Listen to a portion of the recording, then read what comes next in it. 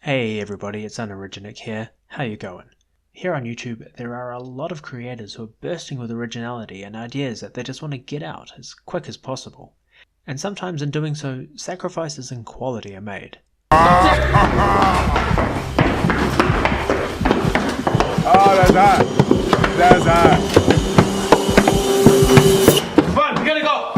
There's a guy in here. He's in here. Your shoes. Oh my goodness, what? Let's go. Let's go. Where is he? No, go to the car. He was in the house. In our car. Go to the car. Meet my good friend Scott Harrison. We go way back. Time has literally doubled in speed. No, Scott. At the beginning of this video, you said you were going to prove it to us. And if this is all that you're going to do to prove that time is sped up, then it's a pretty weak... It's pretty weak proof. He says, why don't you use a clock with seconds on it? He says, I assume you might be using those colons there, but they don't represent seconds. Well, the fuck does he think they represent on a clock? I mean... Really? Good mates we are. Anyway, this video is dedicated to Scott.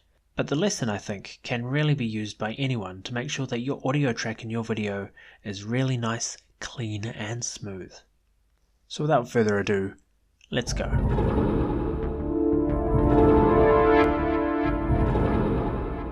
So yes, this will be a bit of a video tutorial, for Scott in particular, but for anybody who wants to pick up these skills. So here goes. Let's start by listening to a sample of one of Scott's recent videos so you can see why we need to apply effects to the audio to make it better. Now this is probably one of the biggest Mandela effects for people. In fact, it rates in the top 10 on alternatememories.com. And it's, of course, as the title suggests, the ET phone home. He doesn't say that now, he says ET home phone, as you'll see in this clip here. E.T. home phone. It doesn't sound too good, does it? That ringing in the background, that's feedback from something in the room that Scott's recording in.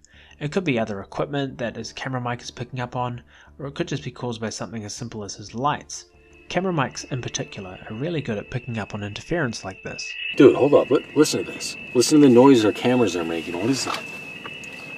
That kind of sounds like interference. I don't know.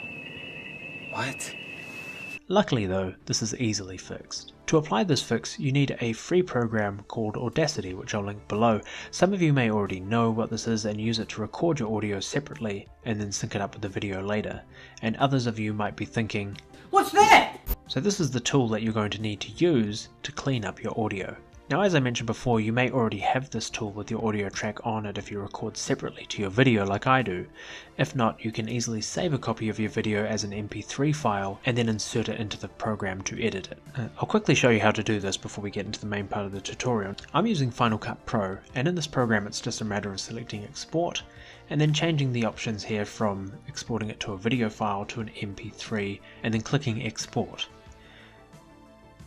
But if you don't have that option available to you in your editing suite, first of all, what the fuck is wrong with you? But second of all, you can technically use Audacity to make the recording of your sound. This is a little bit of a trade secret, but you can change your settings here in Audacity from MME to Windows WASA. I don't really know what this means or what the full title is, because it kind of cuts off here. I'm just going to assume that it's Windows what's up until somebody corrects me in the comments. Once you've done this, you can change the recording input, which is normally set to a microphone, to record the playback of whatever audio device you're listening through. I'm using headphones, so I select that, hit record, and then I play the clip, and lo and behold, I have a sound clip. This option is a little more tedious because you will need to trim the clips to the same size as the video and then match up the sound with the clip, and that's a little bit more difficult than if you're using a audio clip that's the exact same size as the video clip that you're working with, which is what you would have got with option 1 that we went through. This will be further annoying if you're using software that doesn't allow you to export to MP3 already, because if it's something like Windows Movie Maker, well, god damn it, it's going to be almost impossible to line up the audio. But you know, if you're really dedicated and you really think that what you're making is gold, I say stick with it and see what you get. I count off before I start filming. So if you'll notice here, there's going to be, 1, 2, 3, and then I start going. So what I'm going to do is get right before I say 1 and go cut the music and then remove the front part of it, and then I'm going to move it around until I get it lined up, basically. And obviously you want the video to be lined up with the audio. Anyway, once either of these methods is done and you've got a clip in Audacity, we can start fiddling around with it and make that audio really pop. What we're going to do here is called a noise reduction, and it's basically broken down into 2 steps. The first step is finding a section of the clip where it's just that annoying hum or noise that you want to get rid of. If we do this with a bit of the clip where there's talking, you may accidentally remove Scott's dulcet tones here, and that's actually what we want to keep so we can hear him clearly. So here's a section where just that hum is playing, and we're going to highlight it. Okay, with the selected clip we're going to go up to Effects and we're going to select Noise Reduction. This part is rocket science. Select the big button that says Get Noise Profile, and this will look for any tones in the next step that match the current selection, and it will also look to eliminate them in the next step as well with the settings that we input. So that's the first step done and dusted. Now we need to select the entire clip by pressing Ctrl and A. That will select the entire clip there for you.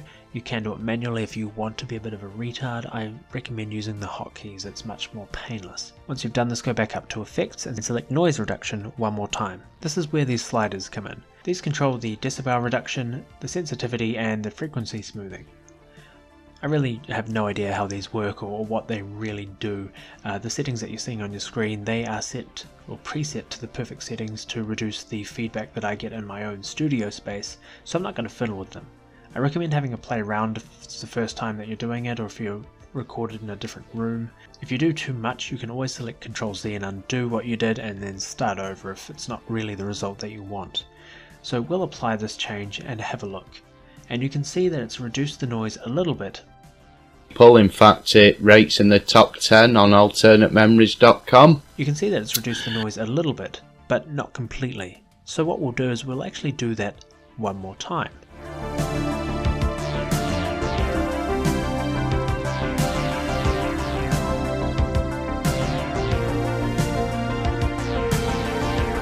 You can see that doing this a second time will further reduce the feedback that you're getting, and if you're having trouble you can always just do this multiple times until you see that completely disappear.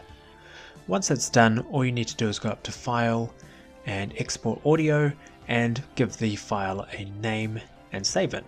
And at this point we can now import the new file into our project and place it in a new audio track. Depending on which method you use to make the audio track, you may have to do a bit of trimming to line it up, but because this was taken from the clip itself, we can actually just lay it straight over and it should match up perfectly with minimal echo. Alternatememories.com. Now let's play through this and compare what the old audio sounded like to the new audio. Top 10 on alternatememories.com. And it's, of course, as the title suggests, the ET. And now let's try the new audio. Now he says ET home phone, as you'll see in this clip here. Sounds a lot better, doesn't it, when compared to the old audio? So now we can hear Scott saying his message crystal clear. Let's have a quick listen, shall we? Now, the problem is that although that's what he says in the movie there, as you can see, I never checked this at the time, I just took people's word for it, and that's what a lot of us do. If you actually go to the movie and check it for yourself, you will see that he then goes on to say ET phone home. ET phone home? ET phone home. It's something that we should be doing with all effects, no matter what, don't take anybody's word for it. Check everything, guys, but the ET phone home is not a Mandela effect.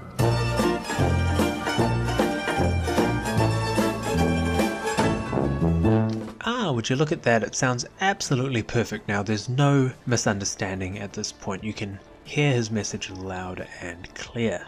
So thank you guys very much for stopping by and watching. That's been a quick tutorial on how to remove unwanted hums or sounds or background noise from audio clips. You can use this to get rid of music, to get rid of the sound of wind, or to get rid of annoying hums when you're trying to admit that maybe you jumped the gun a little bit in believing in a Mandela effect.